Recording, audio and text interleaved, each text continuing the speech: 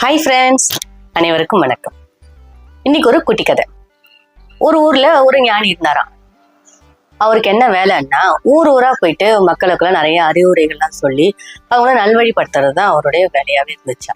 அப்படிதான் ஒரு ஊருக்கு போய் அறிவுரைகள்லாம் சொல்லிட்டு இருக்கக்குள்ள அந்த கூட்டத்துல ஒருத்தர் எஞ்சி, ஐயா உங்களுக்கு எப்படி இவ்வளோ ஞானி வந்துச்சு அப்படின்னு கொஞ்சம் சொல்லுங்களாம் அப்படின்னு சொல்லி கேட்டான். அதுக்கு அந்த ஞானி சாதாரணமா சொன்னாராம், இதுக்கெல்லாம் காரணம் ஒரு நாய் தான்ப்பா அப்படின்னு.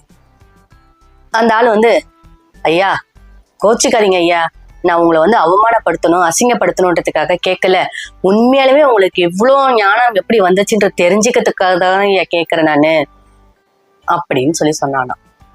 அதுக்கு திரும்ப அந்த ஞானி, அப்பா உண்மையாலுமே இதுக்கெல்லாம் காரணம் ஒரு நாய் தான் அப்படின்னு சொன்னாரா. அதுக்கு அந்த ஆளு, எப்படி நாயின்னு சொல்றீங்க அப்படின்னு சொல்லி கேட்டாங்க. அப்பா உண்மையாலுமே இதுக்கெல்லாம் காரணம் ஒரு நாய் தான் அப்படின்னு சொல்லிட்டு ஒரு கதை சொல்ல ஆரம்பிச்சாராம். ஒரு நாள் ஒரு குளத்துக்கு அருகாமையில நான் உட்கார்ந்துருந்தேன். அப்போ ஒரு நாய் ரொம்ப தாகம் எடுத்து தண்ணி குடிக்கிறதுக்காக அந்த பக்கம் வந்துச்சு. அந்த தண்ணியை பார்த்தோன்னே அந்த நாய்க்கு அவ்வளோ சந்தோஷம்.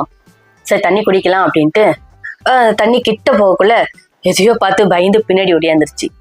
திரும்ப கொஞ்ச நேரம் கழிச்சு ரொம்ப தாகமா இருந்ததுனால ஒன்றும் பண்ண முடியாம இருந்ததுனால திரும்ப தண்ணி குடிக்கலாம் அப்படின்ட்டு போச்சு. திரும்ப பயந்து பின்னாடி ஓடியாந்துச்சு. இது எல்லாத்தையும் நான் பார்த்துட்டு உட்காந்துருந்தேன். எதுக்கு இந்த நாய் ஏதோ பார்த்து பயப்படுது என்னன்னு தெரியல அப்படின்னு சொல்லி அது என்னதான் செய்யுதுன்னு பார்க்கலான்ட்டு நானும் அந்த நாயை கவனிச்சுக்கிட்டே உட்காந்துருந்தேன். கொஞ்ச நேரம் கழிச்சு அது ரொம்ப தைரியத்தெல்லாம் வர வச்சுக்கிட்டு போயிட்டு தண்ணி குடிச்சிச்சு. தாகம் அடையிற வரைக்கும் தண்ணியை குடிச்சிச்சு. கடைசியில தான் தெரியுது அது அதோட நிழலை பார்த்துதான் அது பயந்துருக்கு. அதுக்கு அந்த ஆளு, சரி அந்த நாய் இந்த நிழலை பார்த்து பயந்ததுக்கும் நீங்க இவ்வளோ ஞானம் பெறறதுக்கும் என்ன ஒற்றுமை இருக்கு அப்படின்னு சொல்லி கேட்டானா. அந்த ஞானி சொன்னாராம், ஆமாப்பா அது பயந்ததுக்கு காரணம் அதுவேதான், அதோட நிழலை பார்த்துதான் அது பயந்துச்சு.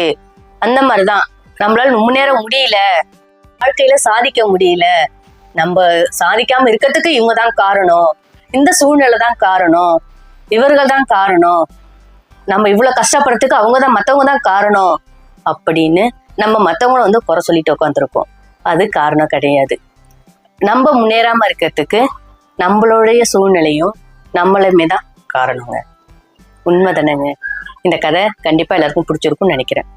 பிடிச்சிருந்துச்சுன்னா லைக் பண்ணுங்க, ஷேர் பண்ணுங்க, மறக்காம குருலட்சுமி சேனலை சப்ஸ்கிரைப் பண்ணுங்க. சப்ஸ்கிரைப் பண்ண அனைவருக்கும் எங்கள் மனமார்ந்த நன்றி. நாளைக்கு வேறொரு கதையோட சந்திப்போம். தேங்க்யூ.